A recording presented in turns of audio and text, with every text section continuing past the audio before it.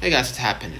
LibreOffice is the better choice. It is the modern successor to the original OpenOffice and is actively developed. It receives frequent security patches, boasts better compatibility with Microsoft Office files, and includes many modern features. Apache OpenOffice is practically stagnant with no major new features in years. So, if we're gonna just summarize this in one video, choose LibreOffice if you need a reliable free alternative to Microsoft Office that will open modern file formats without breaking the layout.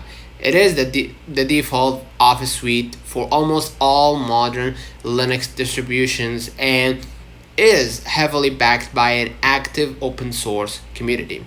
Avoid Apache OpenOffice for daily use because its development has largely stalled.